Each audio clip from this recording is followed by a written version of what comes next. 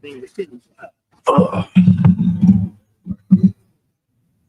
how's it going so far, and how do you anticipate your role is going to be for this team this year?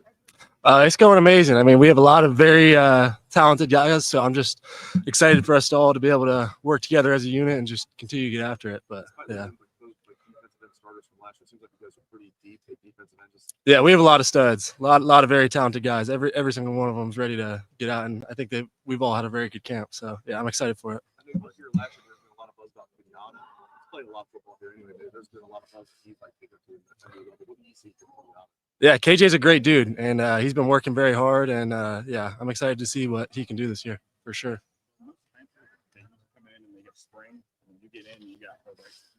Yeah. What was that adjustment like for you? That was a little different for sure. Like, I mean, I graduated early from high school too, so every year I've had a spring ball and then fall. But everybody's welcomed me in the ton, and I mean, football is football, so it's been very good. Yeah.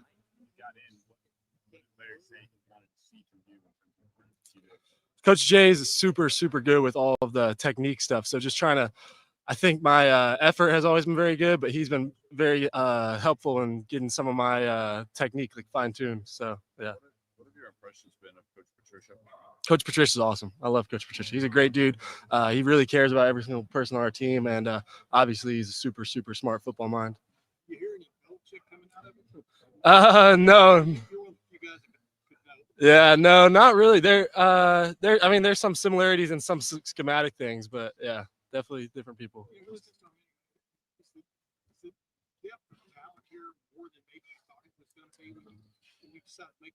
Yeah, everybody here is ready to play. It's super talented across the board at every position group. So, yeah. What made you want into the portal in the first place, and what was that process like? I just wanted to be. I mean, this culture here is just amazing. So just being able to come here and become the best person and player that I possibly can be, and be around these guys like I was talking about in this D-line room and Coach Jay. Yeah. Seems like you really turned it on in the second half of the season last year as far as your stats. Is that accurate? Just did the light come on for you, or just? I don't know. I mean, I guess just more experience came that.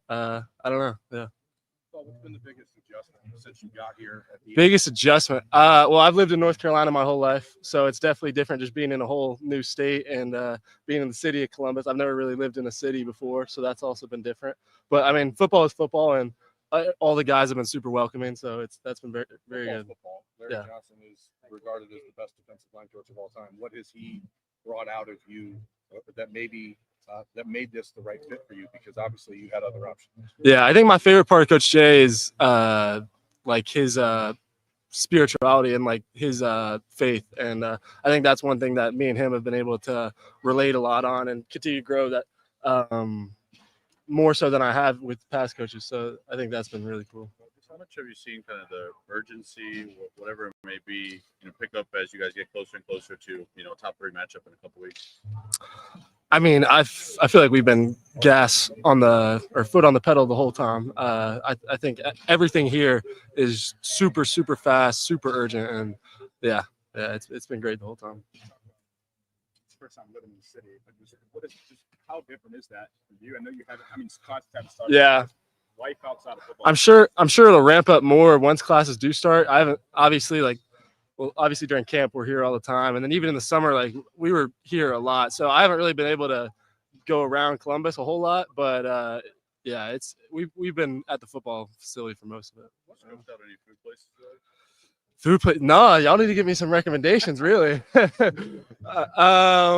mean, I go to Chipotle dang near every other day, but yeah, y'all gotta give me some recs, yeah. Are you strictly at defensive end? You're not moving around? Is there any? I'm whatever they need me to do, I can do. So yeah, it depends. Just describe your game out there as a D-lineman. I feel like I'm just a very relentless, hardworking dude, and I feel like with Coach Jay, I feel like my toolbox has gotten a lot sharper through all that. Yeah. Logan George here with you. Yeah, Logan's an awesome dude. Yep. Yeah, I love Logan. I imagine that makes it a little more comfortable for you. Yeah, he's been a great dude. He's been super welcoming as well, and kind of going through that transition as well a little bit earlier, and so that was definitely helpful for me to be able to get close to him. What ways have you seen that pay off? I think his drill work is just awesome. Like, I mean, I'm sure y'all have watched it, but like his drills are kind of different than what a lot of D-line units do, and so just the intensity throughout all of like our indie drills, I think that's all been super helpful. Yeah. Seeing some of your clips and highlights from that, there were a lot of times where it looked like you were kind of in a 2-point range, where it just kind of like you're dealing with one from the ground. Yeah. Was that part of your role reminded? Like, Yeah. I mean, what you did and yeah. I mean, it's all schematic. So depending on what the situation is, then sometimes you got to get it 2, sometimes you got to get 3. So that kind of just goes with whatever the schematic of that situation is. Yeah. I mean, I like to do both, so it kind of just depends on what's going on. Yeah. But when we saw One you last out there question for those first couple practices, you were out there with Zion a good bit. It felt like. What have you kind of seen from Zion, or even after the freshman D? And I mean, obviously, you guys are all kind of getting the pace together. But what have you seen from those guys? Yeah, they're both great guys. Everybody in our room is great guys. Like they're super hardworking dudes coming out here with intensity every single day. And camp can get long, and I feel like everybody in our room has done a great job of like keeping their minds focused on football and trying to get better each day. Bo, you have kind of a fresh perspective on this Buckeye offense. From your point of view, is there anybody that's really jumped out to you, made you say, wow, a lot in practice? I think everybody is like just super freaky. Just the speed here is different. The catching ability, obviously our O-line going against them every single day. They've been doing a great job, and I feel like the iron keeps sharpening iron, and everybody's getting better each time. So yeah. Bo, thank you very much. Appreciate y'all. Folks, we have Caden Curry on the 20.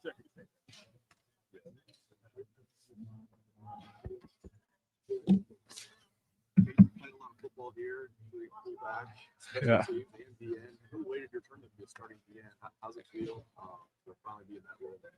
I mean, definitely just working every day. I mean, kind of just fighting and just kind of taking it day by day and working and just trying to be the best I can be, the best version of myself.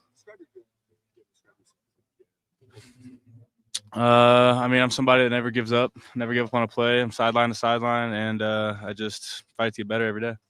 People have been saying you and Kenyon really kind of stepped up as the leaders in the defensive line. How do you feel like you guys today? I mean, just kind of taking that, Jack and JT had that leadership role and kind of just filling in their shoes, and then kind of just doing everything we can to kind of help the younger guys kind of get to the speed of the game as it is in college, and just helping everybody be the best that they can be. I mean, honestly, just the way they went about themselves, the way they live, their lifestyle on and off the field. I mean, kind of one thing that was really big to me was their faith, and that kind of helped me kind of jump in and kind of go to a different path that maybe I didn't really see before, and kind of just jump forwarded me to kind of help others.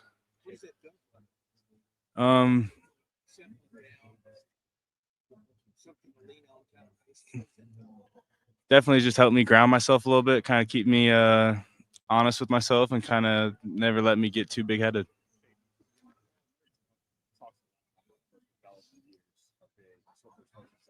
how important was that and how much impact you feel like those 2 years have? I mean, definitely just seeing all the great DNs before me, kind of learning from them day by day. I mean, just working with them every single day, kind of picking up bits and pieces from their game and trying to add it onto mine. I mean, definitely helped me a lot. And then Coach Jay, just being with him every day, you always learn something every day with him. What was talking about how it's only been a couple months and Coach has already added to these 2 boxes. Helps you guys catch up pretty fast or everything. I mean, with Coach Jay, I mean, you just see all the players he's had before. I mean, you see how dynamic and how versatile they are. So, I mean, I don't know what it is about him, but I mean, he knows the way to talk to us, and he knows the way to get to us. And I call him more of a mentor than a coach. What stood out to you about Bo and what he's added to this unit? I think Bo's a great player. I think Bo, I mean, definitely going to bring a lot of impact to this defense. And, I mean, I love the way he plays, and I love how hard he plays, too. What was your reaction to adding a guy to the roster who's had experience and played at a high level, played at a Power 4 program? I mean, definitely, it's awesome. I mean, having somebody else to come in here and kind of be able to lift the load and kind of push with us and kind of help us get better every single day. And iron sharpens iron, so we love it.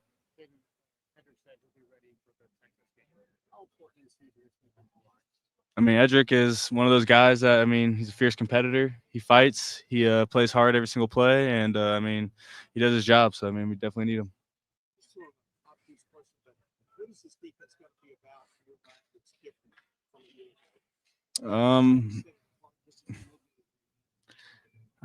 I feel like we don't really need to be anything different. I mean, obviously our defense was great last year. I think we need to just keep playing with our hair on fire and just keep playing it one play at a time and just doing our best. I mean, yeah, I mean, Coach. Yeah, I mean, he definitely has the same mentality, if not a better one. And I mean, he definitely comes in here every day and works us, and he pushes us to be the best versions of ourselves. So, I mean, I think definitely, I mean, he is doing everything that he needs to get us right and get us ready. You've obviously been here with Kenyatta for 3 years. What have you seen about him this offseason that's maybe been different? I mean, obviously, I said his leadership role. That's a big thing. And just the way he's kind of grown up as a person and as a man. I mean, I feel like he definitely is somebody that is going to be a great player this year and fights every play. It's something different for you just this year, just knowing that you have that chance to kind of lead this year? I mean, it's different, definitely, but I mean, I've seen it so much with the older guys, and I've seen how it's done, and I see how you have to do it, and I mean, I feel like I'm definitely capable and definitely ready to do it. We talked last year around this time when we spoke to you just about why you didn't think about transferring, why you wanted to stay here, even if you had to kind of wait your turn a little bit longer. I guess how rewarding does it feel to get to this point, and how much, I guess, is it a chip on your shoulder to kind of be one of the leaders to kind of, you guys have talked about wanting to go back to back, be the first group that goes back to back. Yeah. To feel to finally get here and have that opportunity. I mean, I think one thing about transferring, if you want it easy, you can leave, you can go other places, but I always wanted it hard. I always wanted to have some adversity, and and now that's my time. I feel like it's not really rewarding because I still haven't done anything about it. So, I mean, I feel like I still have to get out there and do my job and do to the best of my ability. So, I mean, I wouldn't say it's rewarding yet, and I would just say just keep pushing and keep fighting to be better. How much do you reflect on some of that adversity and see how much you've grown because of it? I mean, definitely put a chip on my shoulder and definitely made me fight harder every day, and it definitely kept me humble about myself, and it definitely just didn't let me get a big head. Kind of the joker, right? Mm-hmm. But now he's in the leadership role. How have you seen him balance those two sides of this person? I mean, I feel like he definitely knows when to shut it down. He definitely knows when to turn it on. I mean, he knows when we get serious, things get serious. He needs to lock in. He needs to kind of take it in. And I know he knows other times when we're just joking around with the D-line, hanging out and stuff. He knows when to kind of turn it on and turn it off now. I mean, you always have to have somebody that kind of takes the edge off of stuff. I mean, it can get heated. He can get serious. It can get – I mean, a lot of people could have a bad day or a good day. So, I mean, definitely having somebody there to kind of talk to kind of take the ease off of it is definitely nice. How impressive was it to see WHAC? Most teams that could be defensive, but it seems like you guys are still very deep and talented. Hmm? Can you expound on that? It's how you feel about the defense overall. I mean, I feel like with always Coach Jay, it's next man up mentality. So, I mean, last year me and KJ were ready at any point if they needed us. And, I mean, obviously we got in there and played and we did our impact that we needed to do. And I feel like we've already been in the spot. We've already been ready like we were going to be starters. So, I mean, everybody here kind of expects to be starters. And when your time comes, making a play when your number's called. How impressive was it to watch Edric last year? I mean, he's a 5-star DN as a recruit, and he ends up moving inside and has huge impact on the team as the season goes on. How impressive was it to watch a true freshman do that? I mean, it was very impressive, but it was more just about his unselfishness, being able to kind of come in here and having all of his hopes and dreams be outside, be a DN, and be able to take on that burden of going inside. I mean, it's not easy to be a 260-pound DN to going up in 20 pounds of weight and playing inside and taking on double teams. I mean, it's definitely something very hard to do. So, I mean, I definitely have all credit to him doing that. And, I mean, it just shows of a person he is. Thank you very much. Thank you.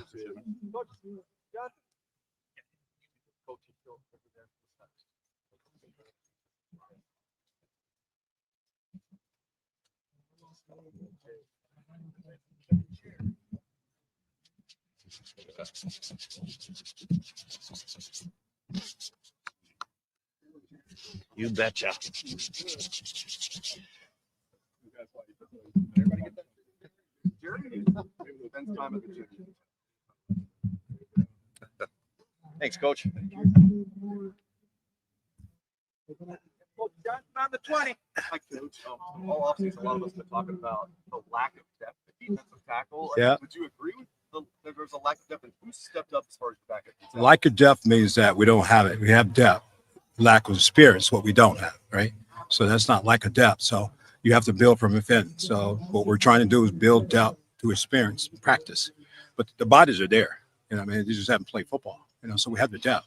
We have 6 guys I think can go play. We got to get those guys ready to go play. So to me, it's not about building depth. It's kind of get these guys ready to play. So that's a little different than just build. Who are those 6 guys? Well, there's guys that work on KMAC. Those guys are working real hard. Edger's working real hard. Our Jarquez, our young guy. You know, there's a lot of guys start throwing names out. But my thing is that if I can get 6 guys to play as one, we have a good deal. And that's the whole approach, because we don't know who's going to be the ones, who's going to be the 2s, who's going to be the 3s. It's all about driving them to understand what it takes to play in that first game. And that's our whole focus. So we're not worrying about how many reps they haven't had, how many games they haven't played. The whole idea is to get them ready to play one game and hope we can carry from there. And so we're pushing the envelope as hard as we can right now to get those guys ready to play. Appreciate it. Excuse me? I know where he's close, but he's working hard to have opportunity to get on the field. I think that's the key. He has some things that we like. He's doing really well, but you know, we're still 16, 17 days away to playing a game. So we're still in the process of building him. You know, thing that he doesn't have, he's never played in a big time game in front of 100,000 people. And we can't create that. But what we can create is his effort, his ability to play fast, play with great technique. And that's what we're trying to do. Tyleek and Ty played a lot of snaps. Who's that? Last year, like 450 snaps a game sometimes. Now you got 2 new guys stepping up into that role, Edric and K-Mac. What have you seen from those guys for the last 9 months, especially now in fall camp, that let you know that they're ready for that type of workload that you were putting on Tyleek and Ty, even Mike before he went. You got to remember, Tyleek and Ty has been there a while, so they've gone through that process of playing football. These guys will be the first time ever playing in a big-time game. So I can't say those guys don't play more plays. No, we're going to have to rotate to keep them fresh, but we got to hope the 20, 25 plays they do play are really quality plays. That's the whole key to this whole thing, right? For K-Mac, anybody that plays 60 plays and played 30 plays half speed, that's 20% of the production we want to get done. So I've got to be smart and understand that we have to build this from the inside out, and that's what we're trying to do. What did you like about Bo Atkinson? Excuse me? What did you like about Bo Atkinson? Oh, I mean, you watch him on videotape, you know, he's a very twitchy guy. He can run. He's got good length. He's smart. He understands football, and he's walked in here and embraced the culture. That's really key. He's a great guy in the room, and he'll have a chance to help us in the fall. What is his length? He's about 6'6". He's about 6'6" from about 260. But he's got a great skill set. With the lack of experience that you have defensive tackle, like you're talking about, Dave, does that make it, do you think in your eyes, easier for a freshman or a younger guy to push for playing time because it's kind of the baseline of not a lot of guys have a lot of experience in your room, or how do you see that? To me, it's not too the experience right now. It's about the development of fundamental skill set going into the first game, right? So who can get that better? Who can understand how to play the game, how to play a low pass, get off blocks? That's who we are, right? We're block destruction guys, and we have to learn how to do that first. The guys who can do that, embrace that, it's going to really have a chance to play, and that's the way I'm approaching it. Like if we're a freshman, sophomore, senior, it doesn't really matter. Who can understand what we're doing, what we're trying to do to play in that first game?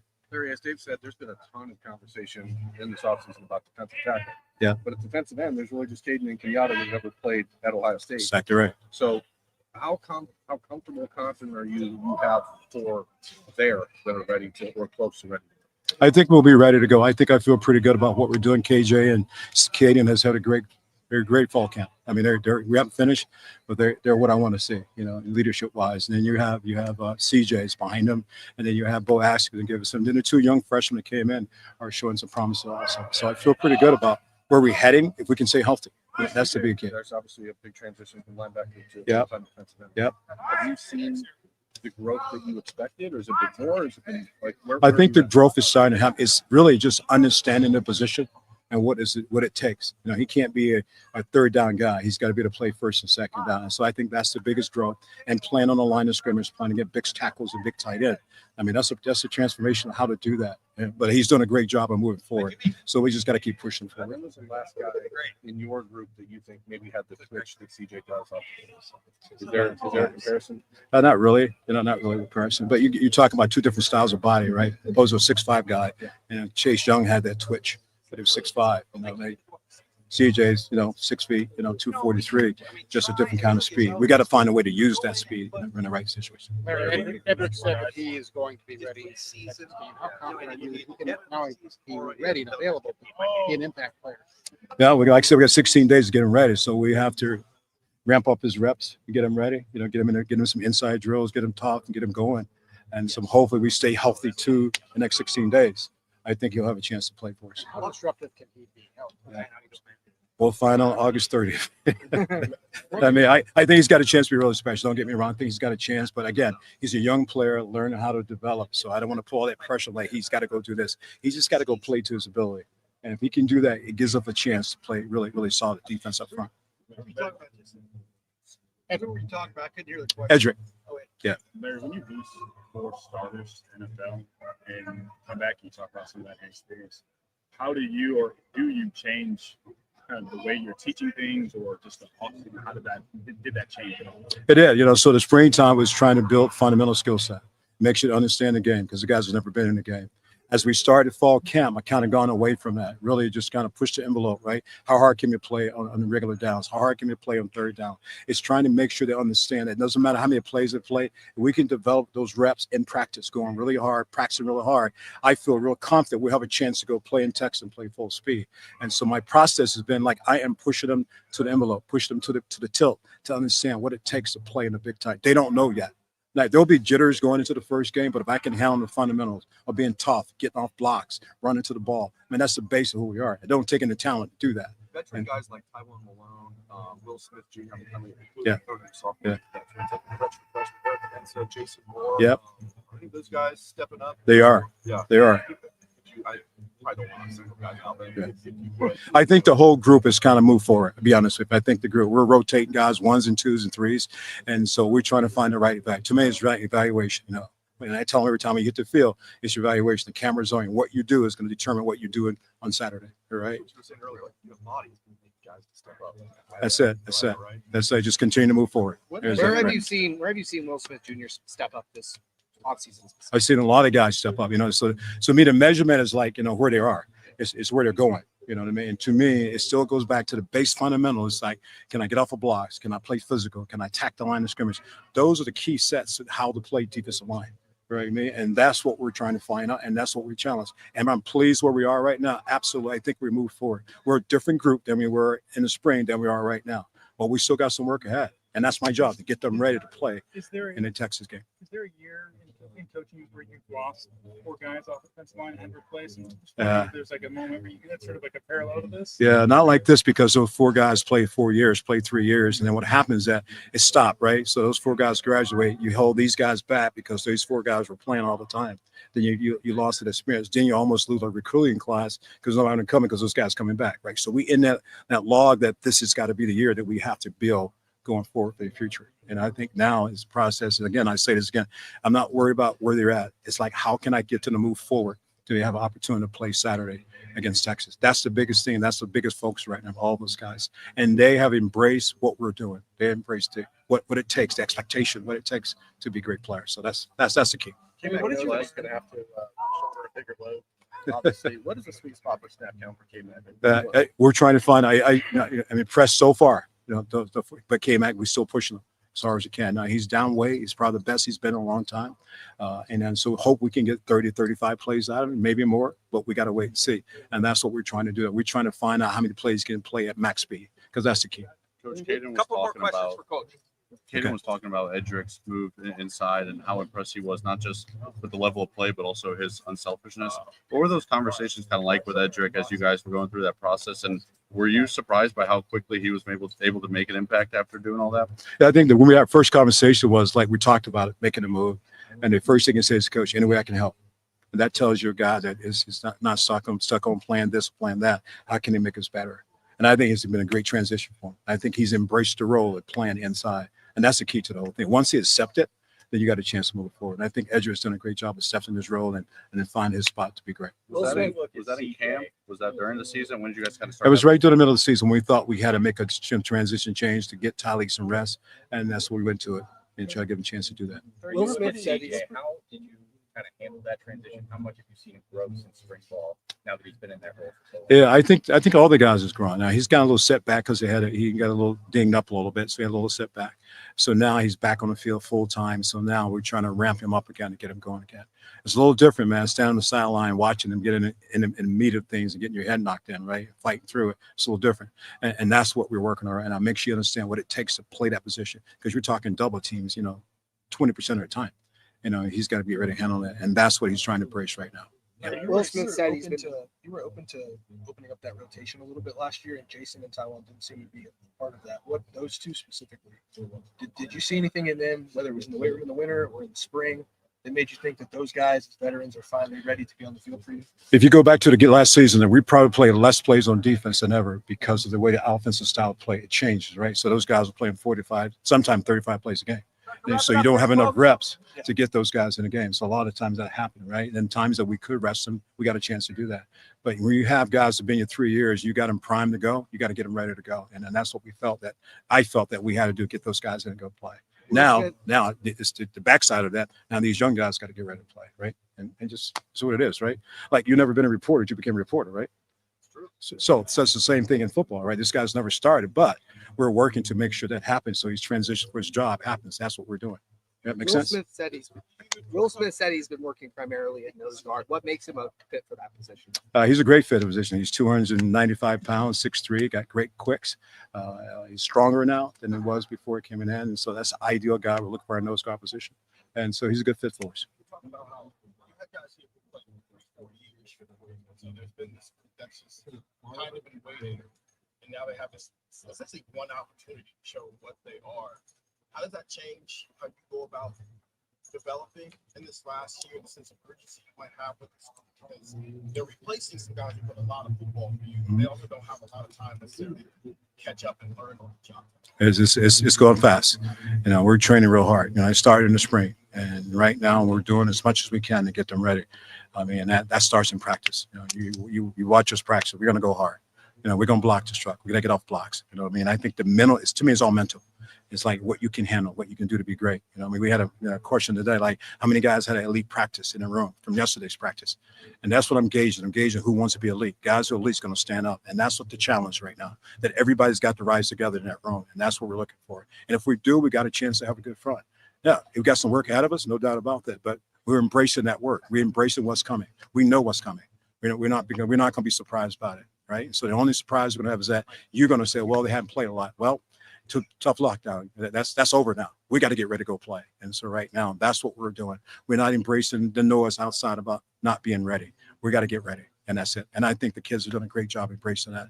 And we're pushing as hard as we can in a lot of ways, just mentally, not just football. We've heard a lot about the way Pinata has stepped up as a leader. What have you seen from Pinata that's been different this offseason? Big time growth. He has really done it. He's embraced it. He's playing it absolutely as hard as he can possibly play. Him and Caden Carey is kind of taking over the room as leaders, and I think that's just good to see that a guy who's been here understands what it takes to run that room, and because it's special. We have to move the yardstick in that room as the Rushmans, and KJ's and CC has embraced that for the younger guys to see that. So he's done a great job. Yep. Coach, thank you very much. Yeah, we get Kenyatta. You get younger every time I see it. You win a national championship, get 5 years younger. Hey, Coach Johnson. Yeah, I was right. Well, it seems that way. But it's not real. A lot of work. Makes sense. It's a lot of counseling. Yeah, of course. Still does, right?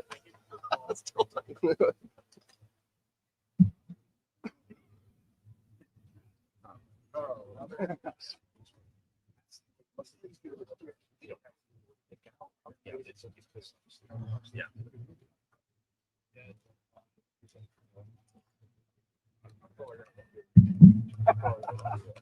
I'll do whatever the team needs me to do. Folks, we have Kenyatta Jackson on the 20. Thank you, sir. Kenyatta, we've heard a lot about the way you've stepped up as a leader this offseason. How do you feel like you've been able to do that? This pretty much is being myself. You have different leaders. You got the vocal leader, you got the leader that's set by example, and I just try to be myself around the guys. A leader can't tell a younger guy what to do, and the leader's not doing it. So every day I just push myself to the standard of the Rushman, and they just follow after me. Do you feel like you've been able way this year now that you are in position to be a starter? No, not really. No. Kenyatta, Larry said that losing 4 guys in the NFL draft made him change kind of the way he's done things now. So that look a little bit more technical in the spring, and things are still moving pretty quick. How has that been, and how have you seen that pay off so far?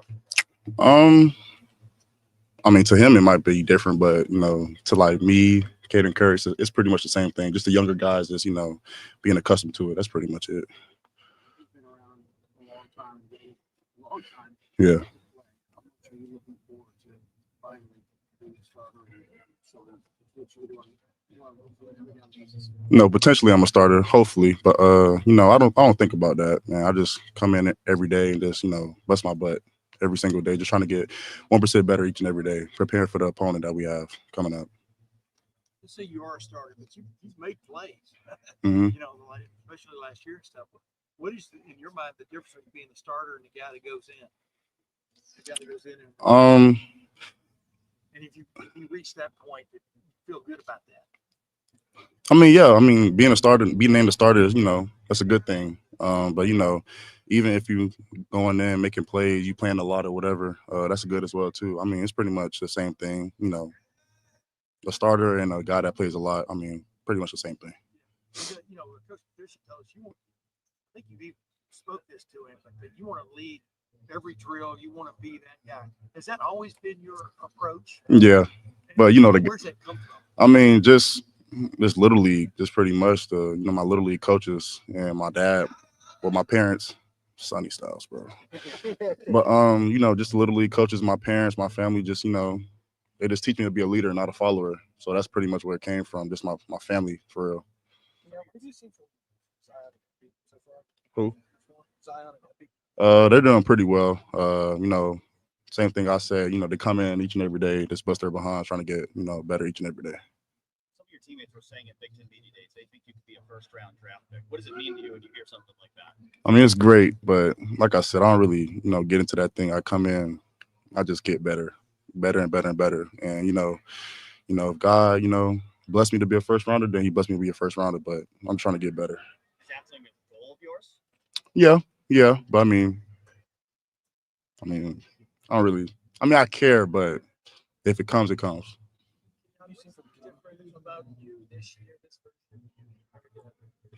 My mindset, like I said, man, just trying to get better each and every day. It started, in the winter when I really realized that, I'm gonna be one of the top guys in the room, and I needed to be a leader in the room. And it started in the weight room. I gained about like 10 pounds, 8 pounds of lean mass, or whatever the case, whatever it is. But it started in the weight room. My mindset, Coach Mick, Coach Day, Coach Jay, they really tapped into my mindset, and made me realize like I have to be a productive player this year, and that's where it started. There's a lot of guys in your recruiting class. Mm-hmm. Yeah. Maybe longer than you anticipated. Here you are, you're finally getting that opportunity. I know you're trying to downplay all of the stuff, but have you been actively waiting to be in this position, whether it's production, but also just be the guy, be the face, be the leader of? I'm gonna be honest. I did not want to be the leader of this room at first. In the winter, it was tough. It was tough. I don't tell nobody this, but it'll be times, it'll be days where Coach Mick and the other coaches will be hard on the D line, and it'll be tough. And I'll go home and shed tears, like real talk. But I stayed with it. I stuck with it. Coach Jay, Coach Day, and Coach Mick, they helped me along with it, and I'm in this position now. The other years, you just that type of player that Jack, JT, Tyleek, and Ty, and then you had Zach Harrison in my freshman year. It was like I was in that sit back role, but now it hit me where I had to be the guy. I had to be one of the leaders in the room. So it was kind of scary, but like I said, I stuck with it. They helped me along with it, and we're here now. Yeah. More questions for Kenyatta about what point this offseason did you start to feel comfortable being the guy who had to speak up, being the guy who had to be? I'll say midwinter. Like I said, in the beginning of the winter, it was tough, but coaches helped me, man. And then the younger guys, and Caden Curry and Taiwan Malones, and the people the older people that was in the room, they started, you know, buying along to it too. So yeah.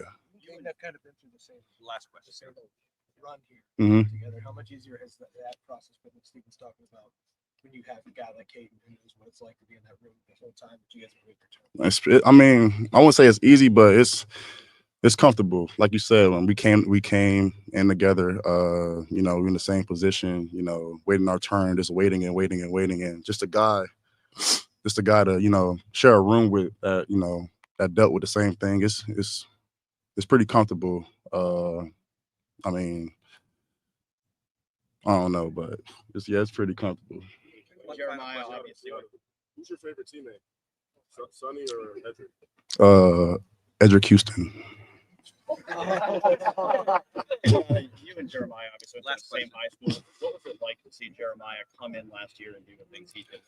Man, I try to let him know. Even before he got on campus, I try to tell people, man, he's going to be a dog, and they didn't want to believe me until, you know, that clip of him catching the ball over there, and then that's when people really started to realize like he's going to be a good player. But man, he's going to be great, man. He just keep his head down and be humble, and you know, keep pushing each and every day. He's going to be a great player. Kenyatta, thank you very much. Thank you. Okay, that's it, folks, for today.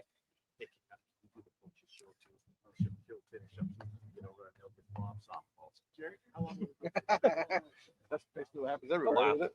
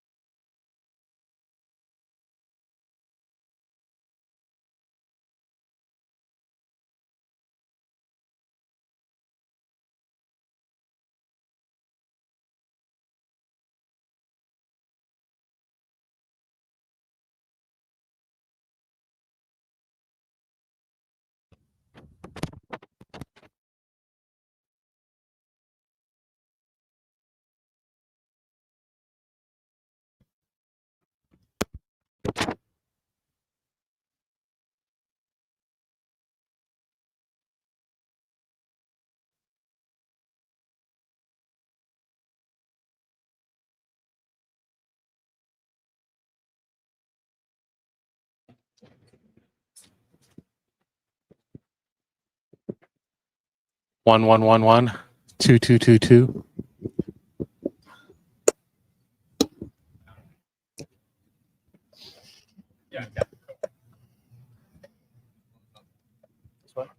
Do you want to be near your waters?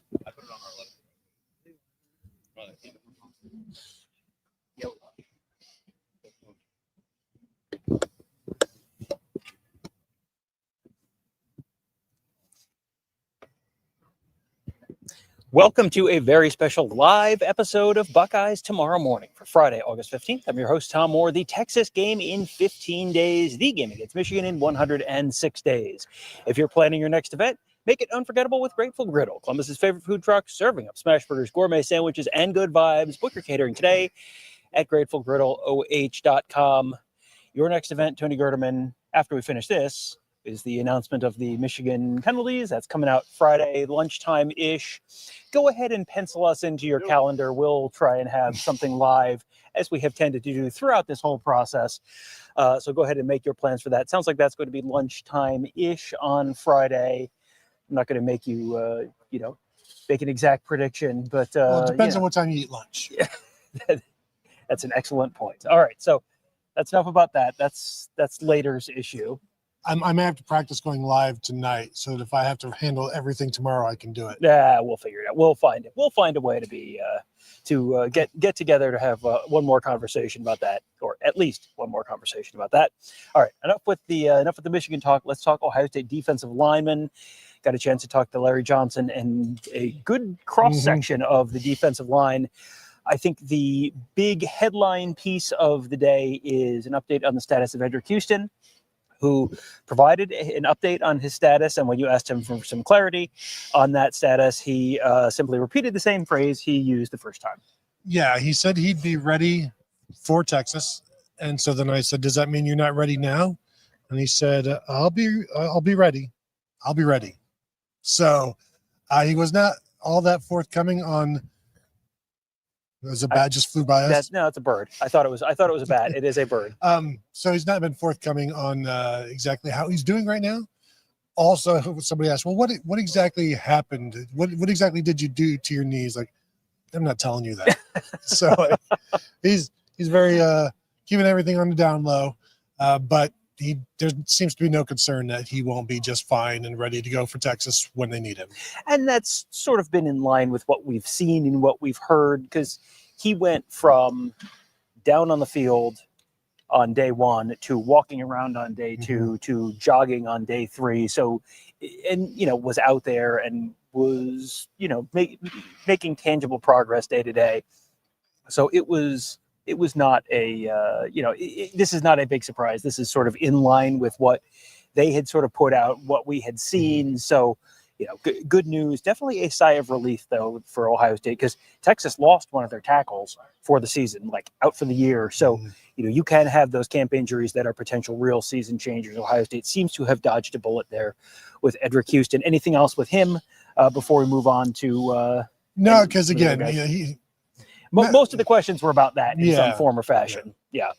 So on with him, Caden McDonald came out.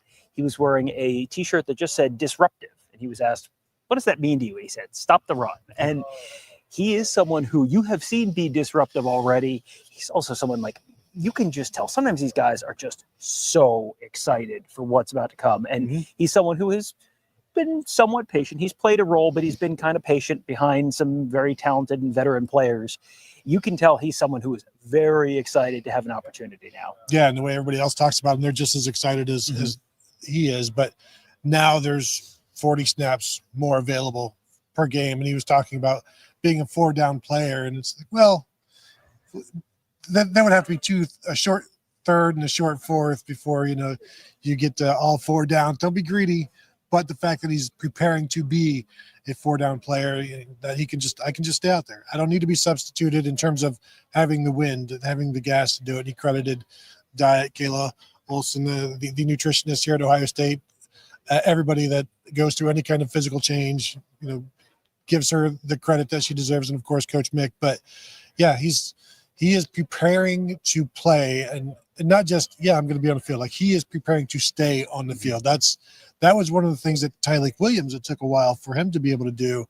And then once you finally get there, then you can be relied upon through the entire game at any point. And that's clearly what he's trying to be this year. Yeah. And for him, that process looked like slimming down a little bit. Said he played at 330 last year, more like 322 now. Said that's just quicker, able to stay out on the field a little bit longer. Said they call him Slim Mac now. So that's That is his new nickname. He was very excited, talked about the challenge of going up against Carson Hinsman in practice. You know, he named a couple different offensive linemen, but it's always telling to me who is the first name that comes out of someone's mouth, and it was Carson Hinsman. Sounds like they've had some real battles. He said, you know, they grow those offensive linemen up in Wisconsin. That's kind of what they do. So that's you have someone from his native habitat of Wisconsin down playing offensive line for Ohio State now. So not a big surprise. He was also asked about the heat, and he's like, you know, from Georgia, like this is nothing. This is like mid-fall, I think, based on what the grading on the curve of being from Georgia. CJ Hicks was also out here. He was someone who has kind of gone the other way in terms of his weight, went from 235 to, like he said, 242, 245, which that was just sort of a necessary part of the process. If you're going from linebacker to defensive end, you got to put on some extra weight because he said all of a sudden you're hitting someone who's 300 pounds every single play. So he just was constantly asking questions about what he had to eat, what he had to work on. He said his main focus still keeping that speed up. Yeah, you're putting on weight, but you got to be able to keep the speed up, his get off as well. He said just off the ball, going from off the ball to on the ball now, it simplifies things because you're just looking at the stuff that's in front of you. And he was asked, you know, who's the best at, you know, looking at the stuff in front of you? And you're thinking he's going to say one of the defensive linemen, Caleb Downs. Caleb Downs has everything in front of him, and he's still the best at looking at him. He said he'll call out the whole play before the snap. Said drives the offense nuts, and they'll try and like flip what they're doing because it's like, you know, Downs has successfully diagnosed exactly what they're running, and so they're like, oh fine, we'll show you, we're going to run something different, completely different. Well, and Brandon Innes said the same thing a week or two ago about Caleb Downs, and when it's just like, it's so defeating because you get up there and you're ready to run the play, and then Caleb Downs tells you what's happening, you're like, this play is going nowhere. Well, great. Yeah, exactly. Yes. Well, yeah, and except there's probably some curse words added into it as well, but yeah, we could go. There's another show to do about Caleb Downs. We'll talk to the secondary next week. Yes. Yeah. But overall with CJ, I think we all want to see it because this is his last go round, and a major change has been made to his entire lifestyle now in terms of what he is. So yeah, you want to see that do well. You want to see him do well in that last year because again, they need it. And yeah, sure, they're deep, but the variety of defensive ends that they have here can be special. Yeah, for sure. And did you get a chance to talk to Bo Atkinson or Caden Curry? They were over, I know, at Kevin's I was table. over. Okay, yeah. Mainly stayed with the defensive tackles on table 3. Okay. Well, so let's talk about some of those defensive tackles, because I talked about Edric Houston and Caden McDonald, and those are the two guys who are kind of the free spaces on the bingo card in terms of the interior of the defensive line. Those are the two guys who are like exclamation points. Everyone else, to some degree, feels like they're a little bit of a question mark on the interior of that defensive line. Who did you talk to, and what's the sort of sense from them? Well, the sense is that I talked with Will Smith, talked with Jason Moore, talked with Tywan Malone. All three of those guys need to be in that mix playing. And Will Smith first, he's playing nose tackle now, and he was a defensive end in high school. So this is a process. This is not a quick process, but he talked about how he knows he can play here now. And I think everybody goes through that, where you're not sure until finally things start happening. I just wrote about Philip Daniels, and he told us earlier in the week, I knew I could play here when Jack Sawyer and JT Tuimoloau were telling me in bowl camp, like in bowl practices, like, hey, you're doing well, you're going to be okay. But then he still takes time. And took time in spring. So his confidence is growing, and he knows his time is now, and they need him. And so that's been his focus. Yeah, when you hear about guys talking about knowing they can play here, I always go back to Xavier Johnson and his story of like walking off the field and feeling like, I don't know if I'm in the right spot. And then Urban Meyer saying, I don't remember what number he was wearing. He wasn't 10 at that point, but, hey, 48, you're all right, basically. And it was kind of like, Mean Joe Green throwing him his jersey or something like that. Like, oh, hey, all right, I guess I'll be okay. Looks like we have a super chat. Jordan Kapler, that's all well and good to hear about Edric Houston, but what we all want to know is if Tom and Tony will be ready for week 1. All right, so Jordan wants to know, Edric Houston, yes, he's ready for week 1. Tony and I, are we ready for week 1? I can tell you we're already having the conversations about how early we need to get here and what we need to do and planning the whole day of content. Yes, rest assured. Barring injury or illness. Suspension. Yeah, always a possibility. Barring injury, illness, or suspension, we definitely will be ready for week one. You can be ready for week one as well by becoming a member at BuckeyeHuddle.com. That's where Tony, Kevin, and I cover the team, get our whole team covering recruiting and X's and O's and all that fun stuff.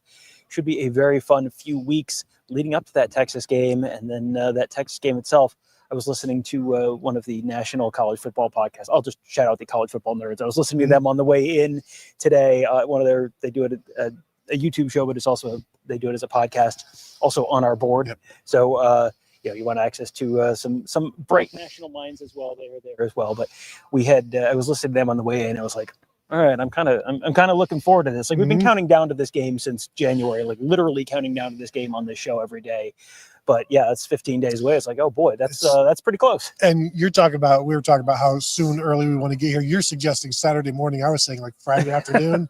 You're like, well, that's a little early. I'm like, we can tent it. There's gonna be plenty to talk about. There's gonna be plenty to do. So yeah, we will have. Don't worry, we will have a full week, or I guess 2 weeks really of coverage leading up to that game for you at BuckeyeHuddle.com. So, all right, were you over there for any of the Larry Johnson interview? A little bit of the Larry Johnson. One of the interesting things, I think maybe the most interesting thing I heard from Larry Johnson, because I wasn't over there long, but he did talk about 6 guys. He said, and he didn't name them, but then he also mentioned Jarquez Carter in that 6.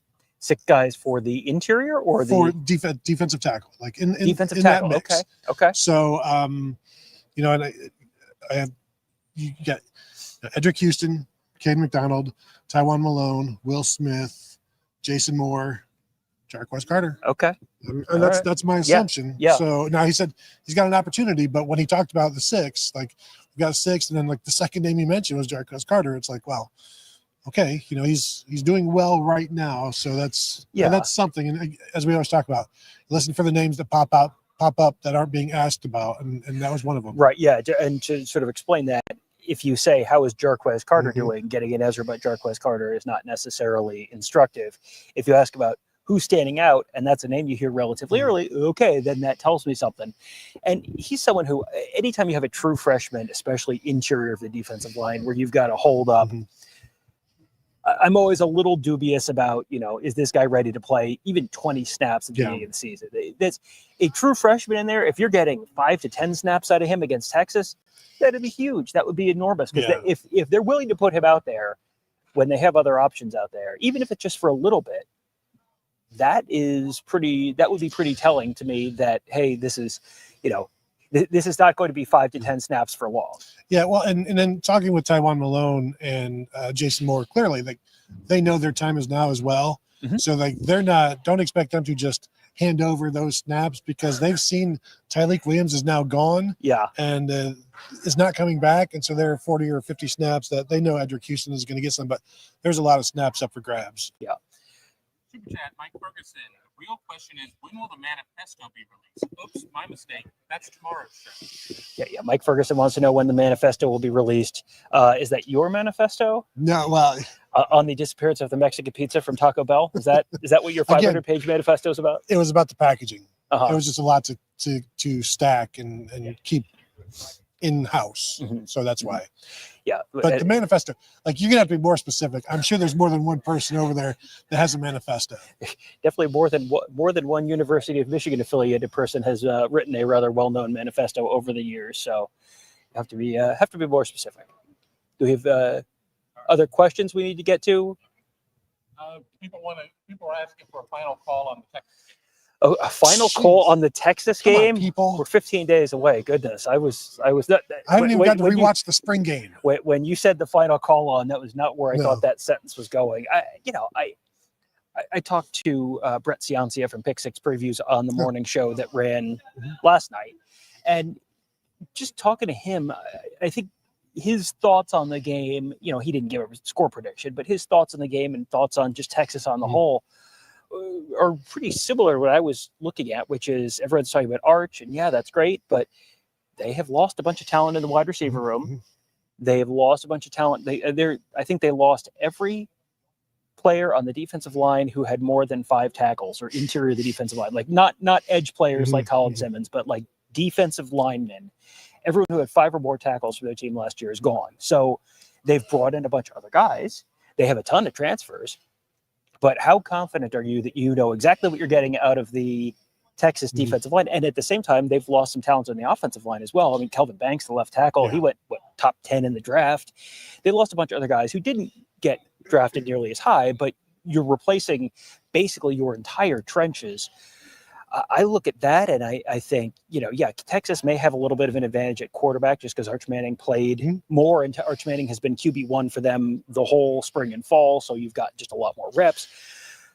But when you look in the trenches, I think that's, I've certainly not put together a score prediction yet, but I look at Texas as replacing a bunch of guys on the trenches on both sides of the ball, and I think, well, this doesn't scream extremely high-scoring game to me, so close and low-ish scoring would be my broad idea on that right now. Well, and while you were talking with Brett Ciancia, I was talking with Paul Feinbaum and Peter Burns, and they both say it's not going to be good for Ohio State. Just you know, it's not going to go well for the Buckeyes. Well, there you go. If Peter Burns says so, well then.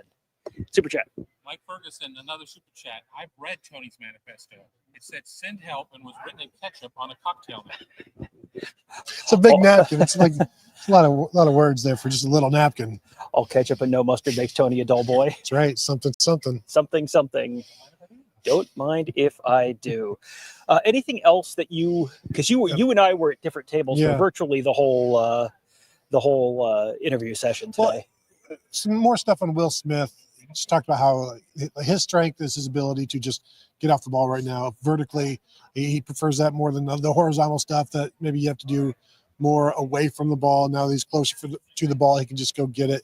So that's something that he believes he's inherited from his father. Mm-hmm. So that's, the great Will Smith, All-American defensive end, said, I'm here to work this year. And again, it just takes guys time. Same with Jason Moore, talking with him. Same with Tywan Malone. Like, you get here, it doesn't matter if you're coming here from Ole Miss. Yeah. It's still a step up. With Phillip Daniels, he said 2 days ago, this is a more pro environment. So, like, you get here, and it doesn't matter if you've come from a Big Ten school, an SEC school, there's still going to be a change, and generally a step up as well. Yeah, about the only people that you could think of that have not had that kind of a step up, Caleb Downs coming from Nick Saban, Alabama to here. I think that's probably a lateral move. Seth McLaughlin coming from Nick Saban, Alabama to here. Other than that, I mean, you're looking at Georgia. No, they haven't got any transfers from Georgia that I could think of. Hero Canoe going from Ohio State to Texas is probably sort of the same basic thing. But, man, the level in here is just the level of not only the level of competition, but also just the level of the talent in here. And the level of the intensity and the pressure in here is not similar to most other places that you can really think of. Yep. So anything else that we can think of before we need to wrap things up? No, I'm good. Okay. So we will wrap that up for today. We'll have much more coverage for you coming up on Friday. Again, the Michigan penalties expected to come down, be officially announced around lunchtime, early afternoon. Just sort of stand by. We will probably put out a live stream tentative. Emergency podcast level is red right now for sure. Haven't thought about that one in a while. I'll have to get that meme dug back out. But yeah, we'll have a live show coming up on Friday afternoon at some point whenever this comes out. Figure noon, 1, give or take, something like that. But so stand by. Great way to make sure you are ready for it whenever it comes down is to go to youtube.com/Buckeye Huddle. Hit the subscribe button, hit the bell so you get notified. Make sure you're following us on Twitter at Tony Gerdeman, at Tom04, at Kevin_Noon, and at Buckeye Huddle as well. Those are all the places you can follow us. So we'll have plenty of that for you, and plenty more coming up because, boy, this is the last Saturday without college football until the end of the season, basically. So, well, until January. I'm sure there's some stupid NFL Saturdays or Saturdays or whatever it is. But until the games move to Mondays, Tuesdays, and random Thursdays. Until at least Christmas, I would say, the last Saturday without college football. So should be a fun time to become a member of BuckeyeHuddle.com. You can get access for less than $5 for your first month. Just go to BuckeyeHuddle.com and sign up today. Get access to our whole team of insiders, our fun and active board, the Huddle Board presented by Jeff Ruby's Columbus. That is all at BuckeyeHuddle.com. That will do it for today. Thank you guys all for joining us. Have a great day. We will talk to you tomorrow.